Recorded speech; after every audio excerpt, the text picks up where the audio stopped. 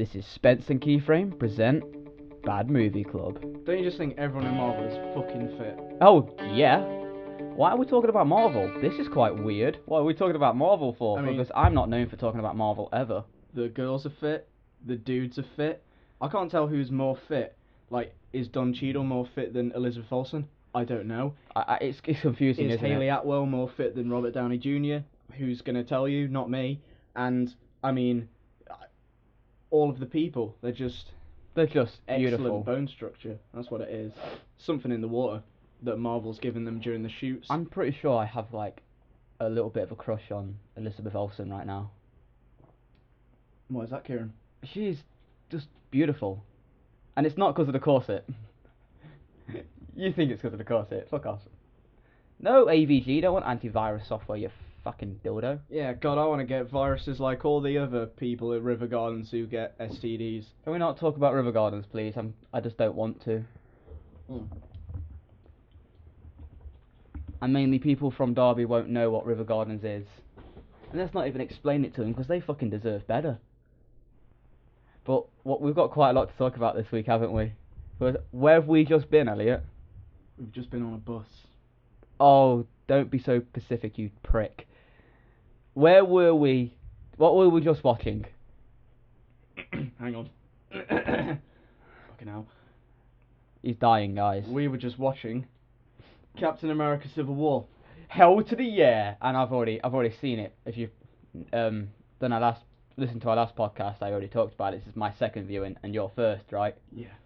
So, Elliot, I went ham about it last week. It's your turn.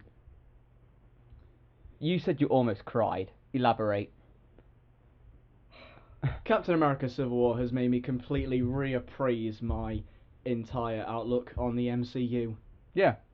It's really good. It's stupidly good, this film. I mean, I will be the first to say I don't think Zemo had much development. I mean, Marvel is kind of known for its underdeveloped villains, but I don't think he needed to be that developed in this film because it was about the actual Civil War. I mean, they were already on edge about fighting each other when the Accords appeared, so he was kind of more. It was just pushing the fight more. He was poking the sleeping bear, really, because that bear was ready to attack. He was just making it happen quicker. But there's one character you fell heads over heels in love with, didn't you? Black Panther is the shit. He is. Black Panther is the shit. Why is he the shit, Elliot? He's such a well-rounded character already. Yeah. I mean, this is his first appearance in the MCU. He's got a solo film coming up. When's that coming out? Actually? I don't know actually. I think it's around next year. It's before Infinity War. I know that much for sure. But I have a few things to say about Infinity War too, which are quite interesting. But I'll get into that later. But yeah, you just talk about why you loved the Black Panther so much. Black Panther is such an interesting character because, I mean, the best thing about this is it relies so heavily on all the characters and you understand all their motives, whether you agree with them or not, but you can't pick a side because all of their motives are so each side has like a good point behind them. Yeah. And when I read the comic, you haven't read the comic, but for those that have, you know there is kind of a side you are more drawn towards because in the comic, Tony Stark's side is being a bit of a prick. Whereas in this one, they both have valid reasons to support their opinions. And you come when they are fighting, you're like, I don't know who to root for, but oh my god, this fight is amazing. I particularly like that Black Panther approached Zemo towards the end, and had that moment with him. That moment was really brilliant, and that was when I nearly cried because I've never had any kind of emotional connection with any kind of MCU film because I can take or leave most of them, and I don't have the context of the comic books like you do. But when good filmmaking happens, you appreciate it. I have so much respect for the Russo brothers now. Yeah. Like a crazy amount of respect for them. And I would say, in a lot of ways, much like with Force Awakens and Fury Road, you don't necessarily need to be a long-standing fan to enjoy this film. No, not I think at all. it will easily appease the long-standing fans, but I don't see any reason why it couldn't bring new people to the fore. Not at all. Black Panther comes out 2017 on the 3rd of November. So we have that to look forward to next year because his character, I was worried that his character would be too rushed in this film, like we wouldn't like have the story or a good reason to connect with him. There's a solid character arc there. Oh, there's in an this amazing film. character arc. He has a little moment in the year with his father. He's respecting his father, but he doesn't. He says he doesn't agree with politics and stuff like that. But then he has no choice to become the king and the new warrior of Wakanda and avenge his father's death. And then in the end, you see the resolution of it, where he confronts Zemo and sees what revenge has done to him, and he says it will not let him control him anymore. And that was a beautiful moment. And also the actor playing him. Oh my god! I mean, I'm not gay, but he is beautiful.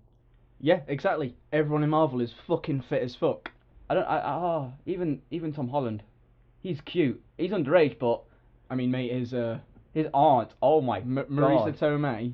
Aunt May's getting younger each film and a lot more attractive each film. Like, damn.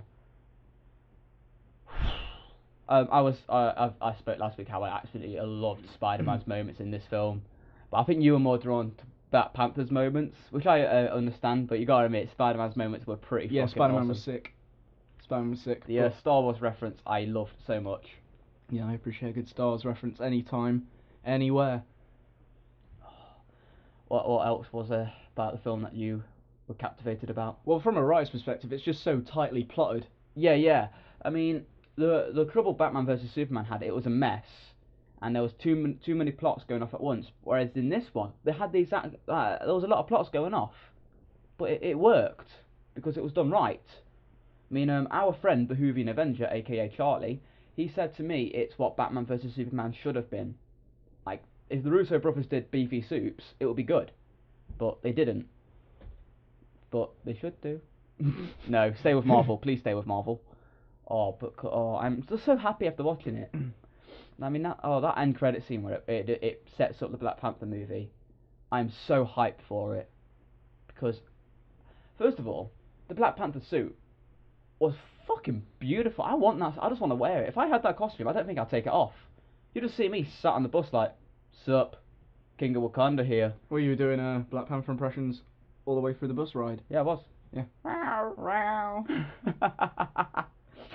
Also, even out of costume, he can rock a suit. Mm. That man's got style. I mean, I just want to hug him, but I don't think he wants to hug me. I don't say that, Kieran.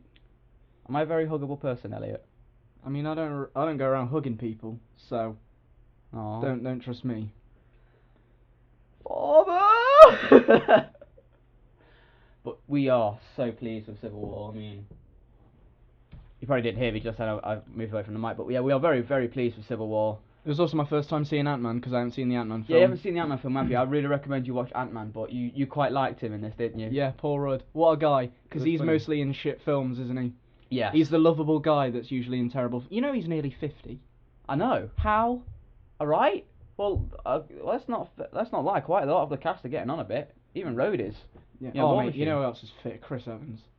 Yeah, I mean... That brilliant He is. scene where he's flexing his muscles. Where when he's stopping a helicopter Yeah. and you just see those muscles. I mean, that made me just like jealous. Because that man is like a specimen. He is gold. If I had the energy or the time or the money or even the motivation to go to the gym, I would want to look like that. Because he is just stunning. I wanna touch him in his facial area. Oh. So I'm really excited for the new Marvel films. And as I said, I wanted to talk about Infinity War just a bit because apparently, do you know how like two-part movies are like to be continued type of thing? Yeah. Like you had was it Mockingjay the last? Yeah, Mm-hmm. Mockingjay the last Hunger Games film was part 1 and 2, and there's a direct continuation. Apparently, Infinity War's not like that, No. but it will still be interesting to see. And I want to see all those Marvel entities come together, Guardians of the Galaxy mixed in with all of others. It'll be fucking hilarious and so cool to see. I really want to finally see Thanos get his head kicked in. Because all we get of him is little clips from Guardians of the Galaxy and end credit scenes. I just want to see him kick arse. That's all I want. Come on, Thanos. I know you're brilliant. I've read the comics. I know you're brilliant. I haven't read the comics. But I'll take your word for it. There's actually a comic come out called Deadpool versus Thanos. I haven't read it, but I really want to read it. It looks quite funny. because they do those little comics about Deadpool every now and again, like Deadpool versus Carnage, Deadpool versus Hawkeye. There's a Deadpool versus Deadpool, which is quite interesting. But that'll be an interesting read. I can't wait to read that. But Civil War, we highly recommend. What rating would you give it out of 10? 9. Really? Yeah. Wow. It's a solid 9 for me. Solid. Wow. Actually, that is a wow. I was gonna go 8.5, and I'm the Marvel fanboy here. Shit, you taking my fuck off? I'm the Marvel one here. Okay. There can be only one. Yeah. But I am extremely pleased with this.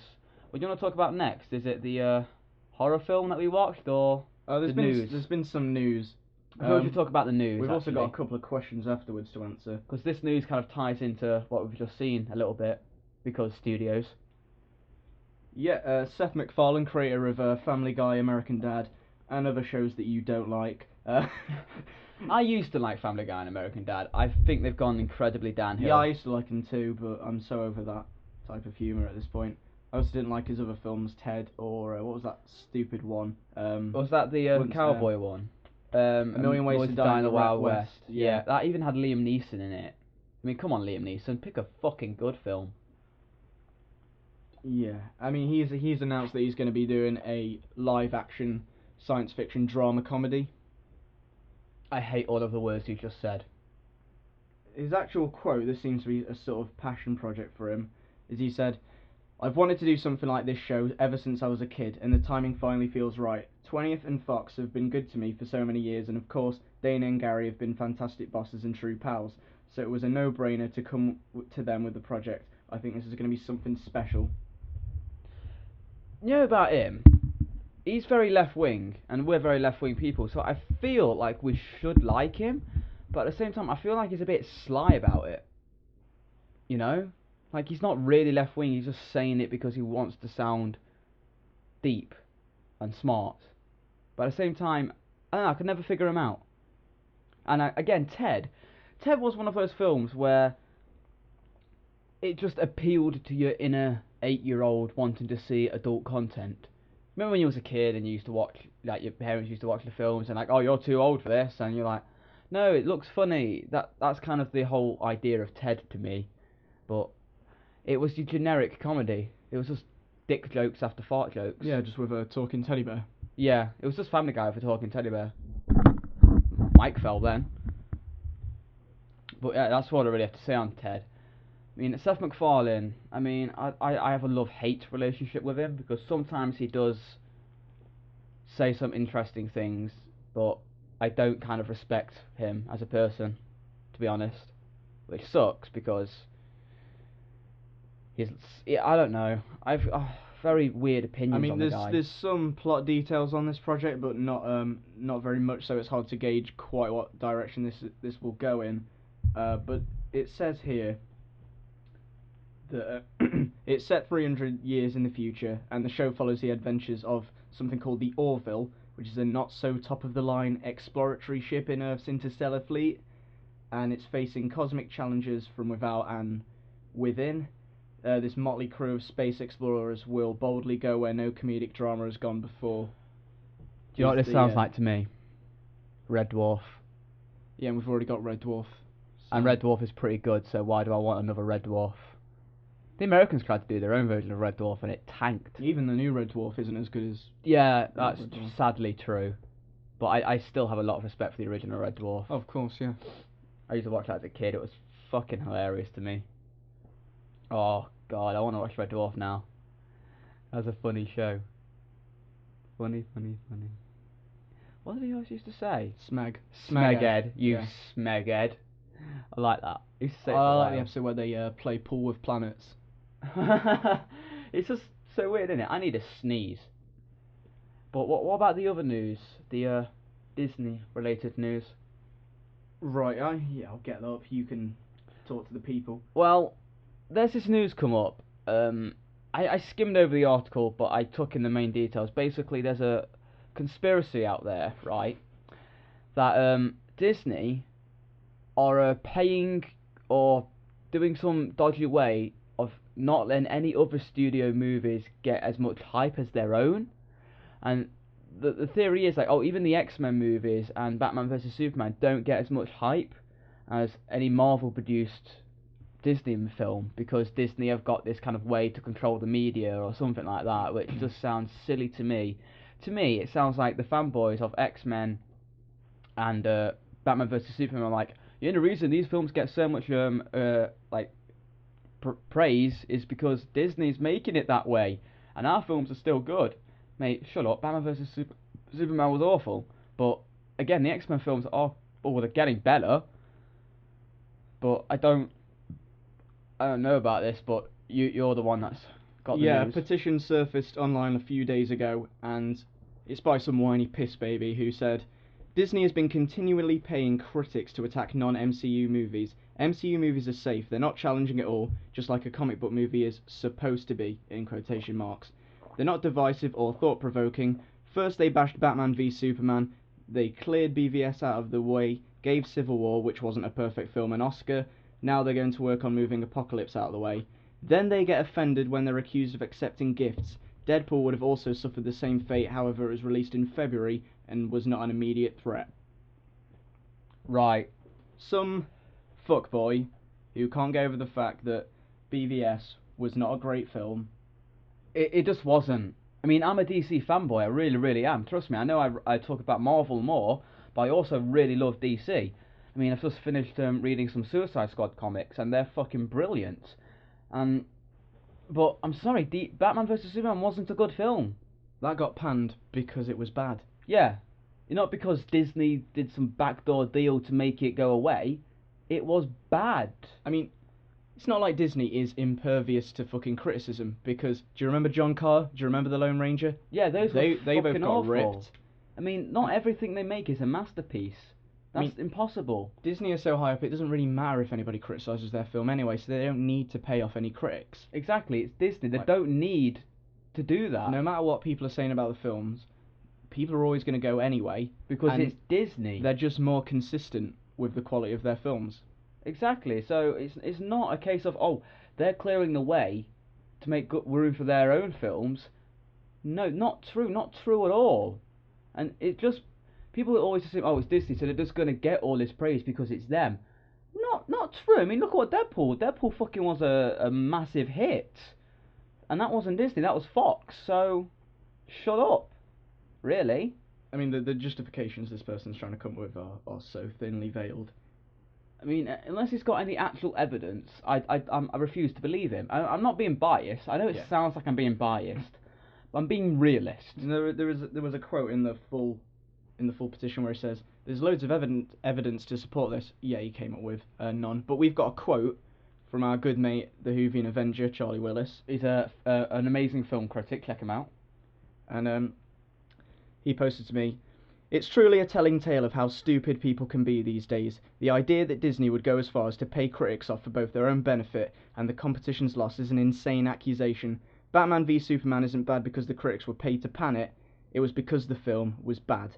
You're fine to like it, but to assume that a corporation would be so worried about competition that they'd bribe people is an absurd reaction. Add the fact that none of us know how X-Men Apocalypse will be until it's released to the public, and that the excuses in the petition are incredibly flimsy. It makes for a select group of fans who really don't deserve the power to make their voices heard." Yeah.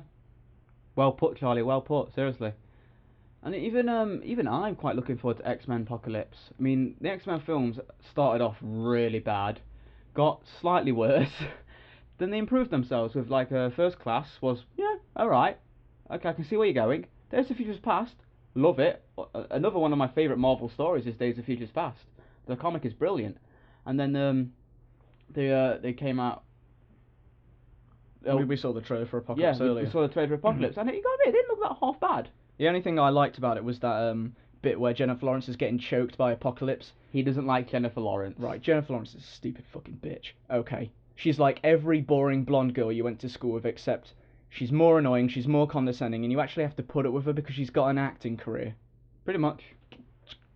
Get thee to fuck. I will personally send a rocket ship into the sun with her in, and for all you people that call her J-Law, you're going with her.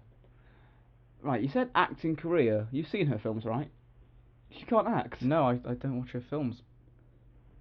She manages to look annoying from like every possible angle. I'm just like, how do you manage that? It takes a lot of skill. You know, Well- she once told Jesse Eisenberg that she thought it was cool that he had anxiety, made him more interesting. Brilliant. Just brilliant. What a stupid fucking bitch. Oh, there's another trailer we saw which I really like the look of, called Our Kind of Traitor. And it was by the author of Tinker Tailor Soldier Spy. Amazing book, amazing film.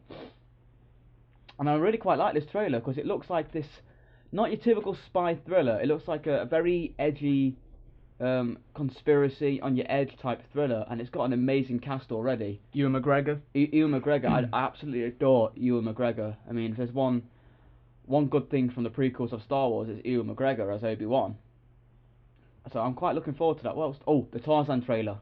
Oh yeah, the Tarzan trailer was played as well. That's pretty good. Pretty dark. Yeah, good year for that director because he's got Fantastic Beasts and Where to Find Them coming out later in the year as well. Yeah. So I'm quite looking forward to Tarzan. Oh, I'd quite like to see Tarzan. What were the other we talked about one of the trailers on Yeah, The Nice Guys. Was that our first podcast we talked about that? First or second? Second. Second, yeah. We talked about the Nice Guys trailer, and it was on in the cinema, and you know, I have the same opinions as I did when we first watched it. Yeah, it looked a little better the second time I watched it, but I still think it'll be pretty generic. Was that all the trailers we watched? Quite Like the trailers. There was a glimpse of Independence Day Resurgence, wasn't there? Oh yeah, Independence Day Resurgence, yeah. I mean, I've seen the full trailer when the first time I went to see Civil War, and it looks interesting. I'll say that much. Because Independence Day was a pretty good film for its time, but not really that. Nah, I'll probably see it because it has Independence Day in the title, and that film I watched a lot as a kid. So for that reason alone, it's probably something I will see. But other than that, I don't think I'm gonna care much for. Oh God, there was another trailer, and I got angry about it. Fucking Ghostbusters. Stay composed, Kieran. Try and stay composed. No. Do you see how I was in the cinema when that I was fucking livid. They even changed the trailer because people obviously complained about the ending of the trailer with the stereotypical black woman quotes, and they've changed it to a fucking sexism one now. Got fucking Kristen Wiig. Yeah, fucking pointing out boobs on this like ghost he drew. Like, oh, are the boobs the problem? I can make them bigger. Oh my God! I'm surprised you didn't have a bloody feminist rant right there and then. That pissed me off. I don't like to talk in the cinema.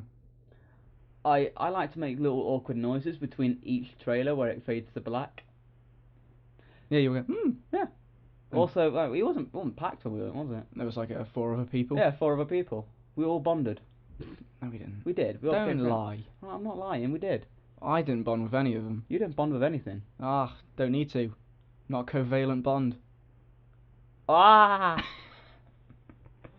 Sometimes you say things and they make me get. I'm having a stroke. I'm having a stroke because of you. You fucking dildo. You don't mean that. I do mean You everything. say those words, but you don't mean them, Kieran. I say all the words and I mean every word I ever say. Especially when it comes to vegans. Do you want to talk about that film we watched? That was really, really, really, really good. I do want to talk about it, but not right away, because we've got 2 questions this week. 2? Oh my God. Oh, fuck. Oh, God. Get out of your chairs, guys. No, I'm not ready. 2 questions. Fire away. So the first one is from AB Studios. AB! Hang And- on. AB, mate. AB. Carry on. He asked an interesting question. Oh, no. He said, think No. about your favourite film. Now, Right. if you were the director, Oh, how would you God. improve it? Oh, my God, no. What 5 things would you do to try and improve it? I can't. It's a must. No. I mean, the thing about having a favourite film is it's either a film that you think is perfect or one that you like in spite of its flaws and you wouldn't change. So I don't really have an answer for that. I can't change Fight Club. Because it's fucking... AB! Stop... how can I change Fight Club? Because Fight Club's the most amazing film of all time. Bloody hell, I am smashing this monster. You are smashing that monster. But even the author of the book of Fight Club said the film was better than his book. That never happens, but it happened for Fight Club. You can't change an amazing film. You can't. No. I certainly wouldn't change Empire Strikes Back. I would. I would change the entire cast, and I'd replace it with the cast of the American Office. Actually, you know what I would do? When Luke Skywalker's falling, enter wormhole. He goes through. He lands on Earth. He's in Peru. He's on like Machu Picchu, and then suddenly he discovers somebody that looks uncannily like his friend Han Solo. It's Indiana Jones. End credits. No. Just You no. just don't want me to get this Star Wars Indiana Jones crossover written, do you? You just don't believe in this project. You know how long and hard I have thought about wanting to do this Star Wars and Indiana Jones crossover, and you're just not letting me do it, you fucking scrub. No. No, this is not happening. It would be better than Return of the Jedi. Take that back, sir. No. Squire, take that back. Return of the Jedi was an average film. Oh, you say that like you mean it. I do mean it. Return of the Jedi is good. Yeah, No. it's good. It's not great. It's fine. It's good. But I wanted it to be an Indiana Jones crossover. Do you not understand what's wrong? No. Because it's good. Oh yeah, I'm getting fucking irate here. It has Ewoks in it. Ewoks. You like Ewoks. They're fine. The Ewoks are fine. They help defeat the Empire. I think they're fine. Yeah, but they help defeat the Empire. And they're cute at the same time. And one of them takes a liking to Leia. Well, we all took a liking to Leia. Let's not fuck I about. still take a liking to Leia. Yeah. I don't care how old she gets. She's a... What's a princess MILF? PILF. Yeah, she's a PILF. Princess I'd like to fuck. Yeah. I think we found the title of this podcast. Oh, Monster nearly came out with those. You just... Oh, that's hilarious, guys. People listening, Monster has just dribbled out of Elliot's nose. Are you okay? No. Good. Never have I ever had Monster try and come out of my nose. This is like when you was in college and your legs just stopped working. Oh, that was an episode, wasn't it?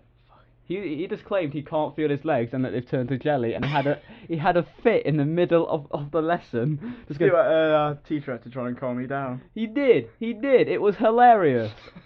I was literally pissing myself with I couldn't breathe from laughing. Oh, I was pretty sure you was having a stroke. But I wasn't going to help because it was hilarious. This is why I'll fail as a doctor.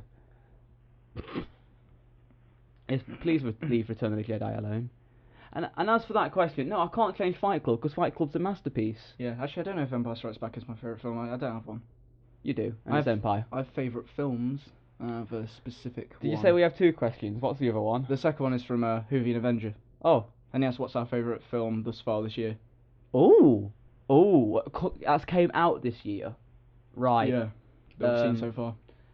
Ooh. It's a very good question. Can't think. How many times I've been to the cinema this year? I'm really trying hard not to say Civil War. But if that's your favourite film, say it. It was a good film. Deadpool. It's a draw between Deadpool and what you call it, Civil War, because Deadpool, as a Deadpool fanboy, that's the reason. But Civil War wasn't just a good Marvel film; it was also a good film. Yeah. I can't think of any other films that have come out this year that I've seen which are quite high up there. My favourite film so far this year is Room. Really? Yeah. Not The Room? Not The Room. Not the Tommy Wiseau disasterpiece of 2003. You say disasterpiece, but I think you mean masterpiece. I don't. The good film Room that came out this year with Brie Larson in it. Yeah, I could understand that. Have you seen it? Part of it, yeah, but not all of it. But I will. I know I'm being incredibly Marvel. I've pretty got Marvel's cock down my throat now, but I'm going with Civil War. It has its flaws. I won't lie, has its flaws. But I love those flaws. I love it for what it is. And one day I hope to walk it down the aisle. And then as I was buying the DVD, God, can we please talk about the horror movie now? Because it's very rarely like I'm actually happy about a horror movie, because I'm not a horror movie person. What horror movie did we watch, Elliot? We watched a film called Hush. Alright, I won't speak about it then. Fucking dick. I've been saving that dick for a while and it wasn't worth it. Please explain Hush then. Because you're the horror movie guy. Fucking piece of shit, I swear to God. I love you. Hush is a new horror film. It didn't get any kind of wide release. You can see it on Netflix. Do you watch it on Netflix? Yeah, I watched it on Netflix. You can watch it on Netflix. It's by, I think his name's Mickey Flanagan, but I feel like I'm getting that wrong. He's a British comedian who's a Cockney. It's Mike Flanagan, then. It's Mike Flanagan. It's directed by Mike Flanagan. I think it's his second feature film. His first film was a film called Oculus. That was a horror film as well. Apparently that was quite highly rated that year it came out. I didn't see it.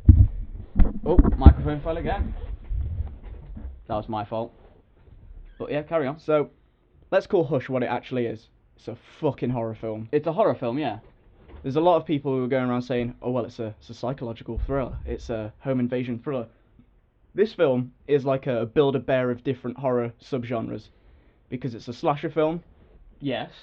it's a psychological thriller, Yes. and it's a home invasion film. Yes.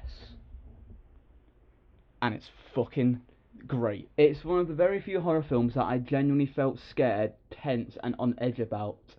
And why was that, Elliot? What element of this horror film made it different?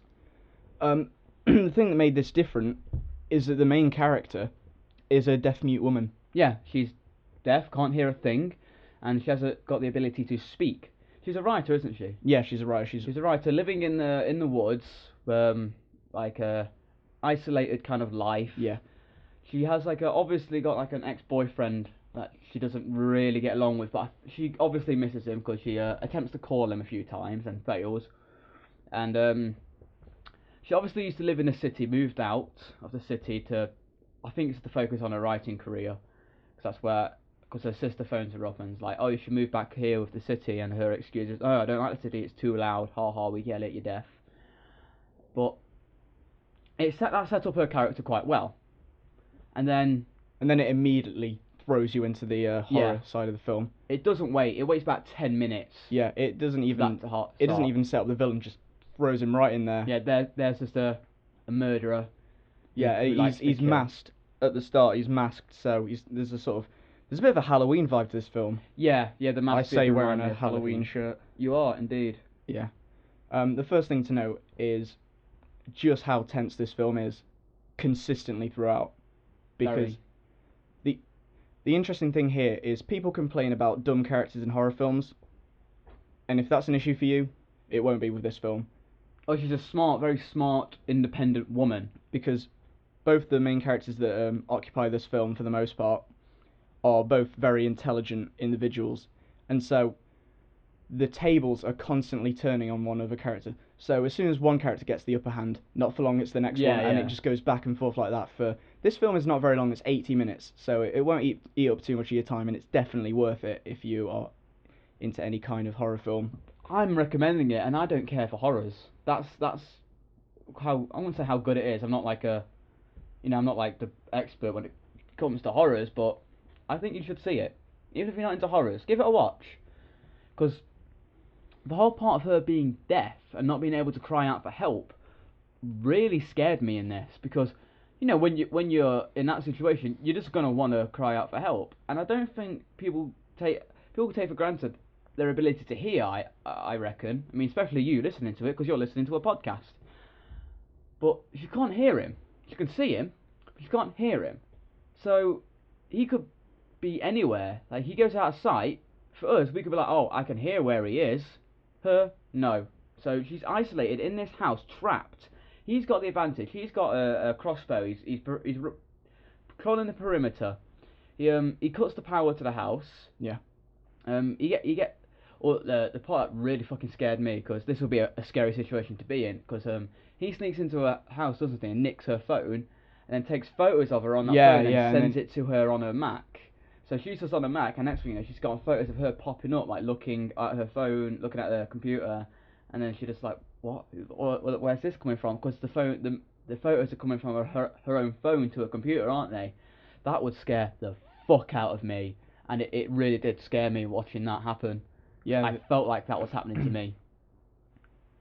yeah. This is an adrenaline pumping horror film. It's very tense and it's really brutal as well. Some of the ways that the villain is taunting her gets really, really fucking. I won't spoil anything, but there's a really interesting with the Oh, on the window. with the The knife. Yeah, the window knife scene.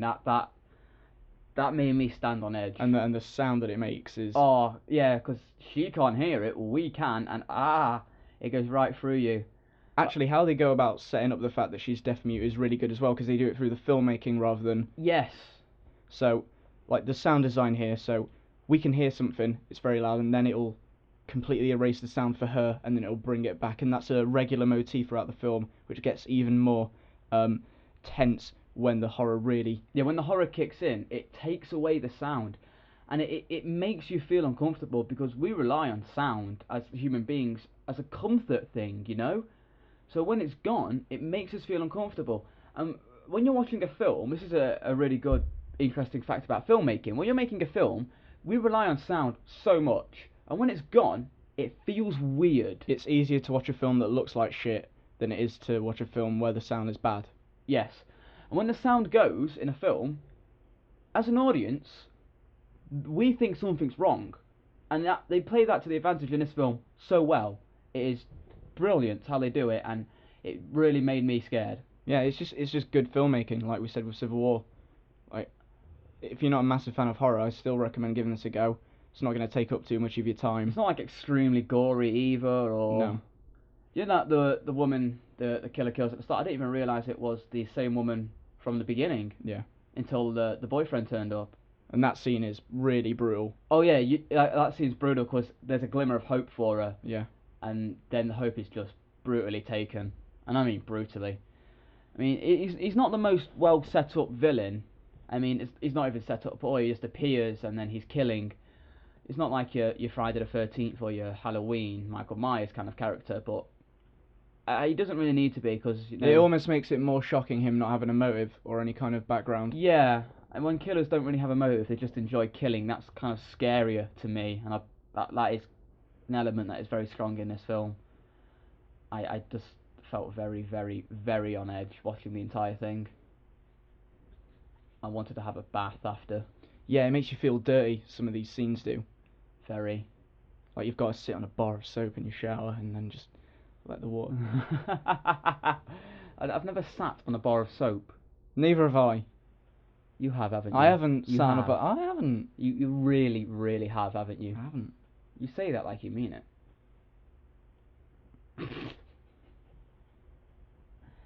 But yeah, what rating would you give Hush? It's a strong 8.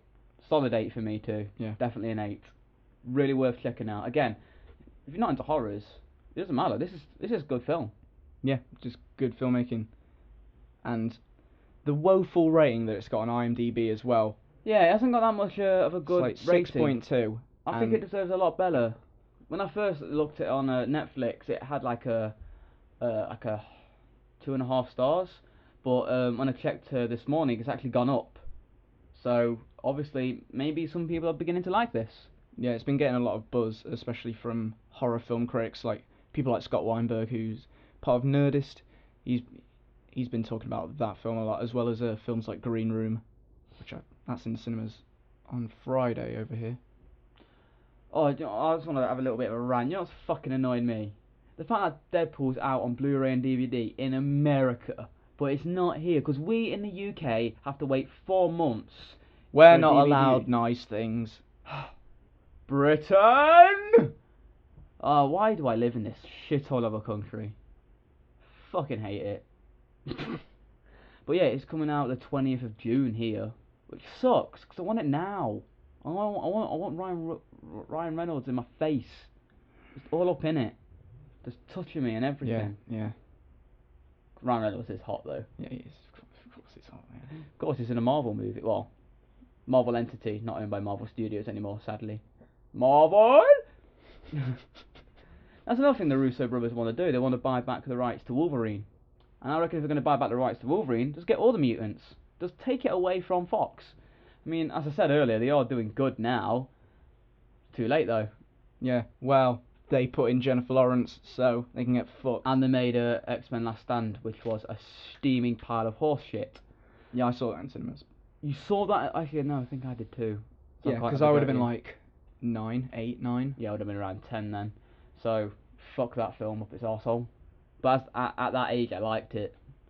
Now I look back, I just want to go back in time and slap my younger self. At least that bit where Ellen Page calls Juggernaut a dickhead is like Yeah, that's funny. decent. Oh, there's one thing I did notice in the trailer for X-Men Apocalypse. Kitty Pryde is in it, and she's one of my favourite mutants. I don't know who that is. She's a really, really cool, like a 90s teen type of a character, so you would definitely like her. You would definitely like her. I mean, I know I don't need to give this a shout out because their channel's doing just fine on their own, but if you haven't, check out the Honest Trailer Deadpool video because it's fucking hilarious. It's so meta beyond meta. So Deadpool. I love a bit of DP. Double penetration. Yeah, that too. Depends what day of the week it is, really. Anything else you gotta talk about? Any other films? No, I haven't gotten a chance to watch many new films because I started watching This Is England last night. Like it Yep. so far. Only got about 15 minutes in though, but I think that film is very, very good so far. And I have to say it's really well shot. I was quite surprised how well shot it is. I really did like the montage of when Sean is quite depressed on his own before he meets the gang. yeah, I mean when you've seen all that film, we'll talk about it at some point. Yeah, you said it's a tricky watch. Yeah, because of the subject matter. Right. It can make you very uncomfortable. Okay. Yeah, I got that feeling when the Liverpudlian geezer arrived. I was like, oh, this is going to make me itch. But I think I'm going to enjoy the itch. It's an itch I want to scratch. Shall we move on to... This is quite a short podcast. Yeah, and it's going to remain short because we have a lot to say about this week's Bad Movie Club. I mean, it's short, but no problem. We've done fucking long ones in the past. I think our longest is 1 hour and 22 minutes. Yeah. Fucking hell, how did we manage that? We had a lot to talk... That was our 90s one, wasn't it? We had a lot to talk about. Speaking of that, do you think we should do like an 80s and then 60s and 70s special? Can do. I haven't seen many 60s films, I don't think. Neither have I. That's kind of why I want to do it, though. Yeah, the only one I me can to think watch of, off the top of my head, that I really liked was Who's Afraid of Virginia Woolf. Me. I think The Graduate was 1960s as well. It'd be interesting to see what came out in the 60s. I mean, the 70s, obviously we have some Star Wars, so that'll be fun. Yeah, and we'll do a 90s part 2 as well. Oh, we have to do a 90s part. There's too many good films from the 90s. Except Toy Story, that's awful. I only say that to annoy Elliot. Toy Story's amazing. You've betrayed the House of Lads. The House of Lads is not a thing. It is. It's Luke Radford approved. Luke Radford approved? Oh, I have a migraine now. Shall we move on to Bad Movie Club? Which is going to be quite interesting because we spent the first segment of this podcast really rating a Captain America film, and now we're going to tear one apart. But don't worry, it's not one with Chris Evans in. Oh no. What is it, Elliot? When did this film come out? Because we love the 90s, but we don't love it for this fucking reason. It came out in 1990. Really set the tone for the next decade, didn't it? Basically, in the 90s and 80s, Marvel films were just not good. Even though this one, as you told me earlier, was not what? It was not actually owned by Marvel at this point, because the filmmakers had bought the rights to Captain America, and then got Captain America completely wrong. So a little bit of historical context before we go into it. The people responsible for this film had founded something called Canon Films, which produced a lot of like second-rate, third-rate, fourth-rate B movies for a while. They did they did Masters of the Universe. Oh. And they had bought the rights to Spider-Man, and Superman, of which they are responsible for Superman 4: Quest for Peace. Oh. Which everyone involved in that project should have hung themselves. So as soon as that film got released, it got panned. It was a box office failure. They lost the rights to Spider-Man. The company folded, and the two producers both started up competing production companies. So one of these production companies was 21st Century Film Corporation, which is the shittest name for a film production company ever. But then, the two producers still ended up making this film together instead. Oh. Take it away, Kieran. Right. So we all know that the general origin story of Captain America. Skinny guy in Brooklyn, wants to join the army, wants to fight for his country, has a super experiment done to him, turns him into the amazing guy as Captain America.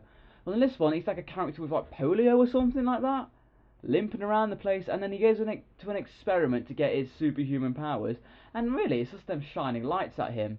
I mean, I've stood under a UAV light, I've never got fucking human strength from it. So what the fuck's that about, for one? And then we all know the Red Skull, leader of Hydra. Yeah, Johann Schmidt is fucking German, but is he German in this film? He's Italian. And it's not even like, he doesn't even sound Italian. He sounds awful. He sounds less Italian than Mario and Luigi from the Super Mario Bros. Movie. Exactly. How did that happen? It sounds like someone that's sneezing whilst trying to do an Italian impression. Just why? Why did you need to do that? And isn't the whole plot is the President of America has been kidnapped because he's trying to fight global warming, and there's these terrorists that don't want global warming to be stopped or something like that? I don't even remember, because this film was just AIDS. Yeah, I didn't even finish this film. I didn't finish watching it because it was late, I was tired, and it was awful. And I felt entitled to sleep. Yeah. Quite frankly. And I went, this is not going to get in the way of my good time. So then I just had a nightmare about me in a burning house. Which is probably better than watching that film. Yeah, I would have rather been caught in a burning house than finish this film, so... I mean, the one thing about his costume which I can't stand the most is the fact that he has rubber ears. Like, no, when he put the mask has been designed to have rubber human ears on the outside. Why not just cut holes in the mask so his human ears can stick through, like they did for Chris Evans' fucking costume? Oh no, let's put rubber ears on them, and not only do they look awful, you can tell they're fucking rubber. I mean, Captain America and Red Skull both look like they're in some sort of like more creative gimp suit. It looks like a really bad cosplay, actually. Yeah. It looks like someone's got like a second-hand cosplay from a dirty geezer in an alleyway and think, oh, we could make a film out of this. Well, guess what? No, you fucking can't, you double-headed dildo. Just a cinematic abortion. Yeah, that's what it is. This film should be destroyed. Well, back then Marvel was not doing well when it came to the films, like, at all. Well, no, they were selling their rights left, right and centre. Yeah. Also, they kind of were going bankrupt as well. That's why they sold off a lot of their rights to different movie studios. That's why we have Fox owning X-Men and Sony, who used to own Spider-Man, but now he's home where he belongs. Homecoming. I am so hyped for Spider-Man Homecoming. You just know why they called it Homecoming, don't you? You just know. Yeah. Yeah. Of course. Brilliant. Brilliant. Absolutely brilliant. And it's got Robert Downey Jr. in it as well, which I really want to see the Iron Spider costume in. You do know they can't see you doing this action. Father! Oh. Not that Robert Downey Jr. is my father. I'm just gonna... He could be. That. Oh, maybe. You never know. Ask your mum. Hello, Mum. You right, Elliot's mum? I assume you still listen to these podcasts. She hasn't mentioned it. I hope she does. She's a lovely person. You've not met her? I have. Okay, then. Okay. Also, who are you in love with? Which one? You. Who are you in love with? Which person? Oh, there's many. The Star Wars one. John Boyega. No, you love Daisy Ridley. I do like John Boyega too. Yeah, I'm head over heels in love with Daisy Ridley. It cannot be stopped. So, if anyone out there has any contact with Daisy Ridley, could you please get in touch and just set Elliot up with her, please? All I want to do is have a coffee with her. He will treat her right, honest. He's a nice person, at heart. I can't treat myself right, but maybe another person. Yeah. So, if anyone's got any, like, contacts with Daisy Ridley, can we at least get her to, like, high-five him or something? Would you like a high-five from I'd Daisy end up Ridley? fucking up the high-five when I wouldn't watch the elbow. I'd just be lost in the moment. Embarrass myself like the utter pleb She I has, am. like, a really cute smile, though. Yeah. Like, an adorable No, smile. I don't like when people smile, but when Daisy Ridley smiles, it makes me warm inside. yeah. She's a very beautiful woman. That's all we really have to say. This is probably the shortest podcast we've ever done. We have projects coming up there, don't we? Yes, we have multiple projects coming up, actually. Quite a lot, actually. Do you want to talk about yours? Because your script, when I read it, was fucking amazing, guys. Seriously. Thanks, man. You're welcome. Yeah, I'm doing a short film. What are you doing? I'm doing a short film. Weirdly, mine's written by this guy called Elliot Sutton. Oh, I know him. Yeah, he's quite a good writer. He claims the script he's wrote for himself is better than mine, but... I never said that. I never said it was better. But yeah, through the broken lens is going to happen.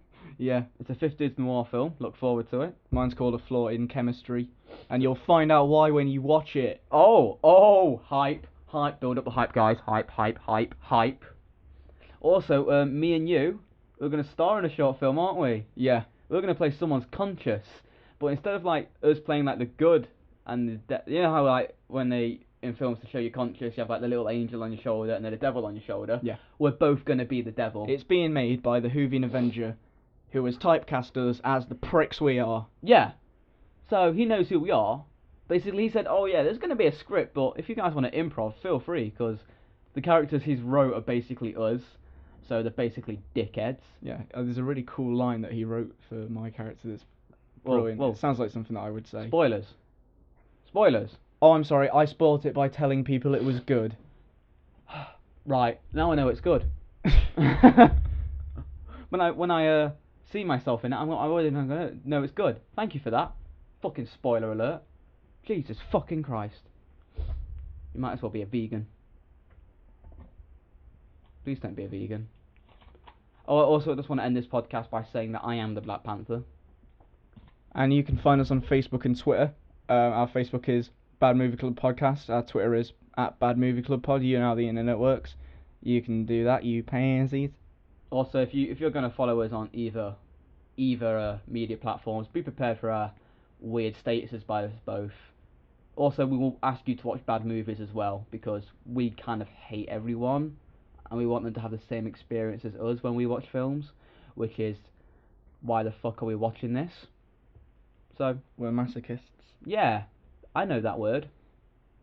I don't know that word. It's alright, we'll move on then, shall we? That's really all we have to say this week, I reckon. Yeah, except, actually, I got to say this about Hush. There's a really brilliant cat in that film. Oh, fuck off. There's a brilliant cat in that film. I hate cats. And I was really worried that something bad would happen to the cat. I wanted the cat to be killed. You don't mean that? I do.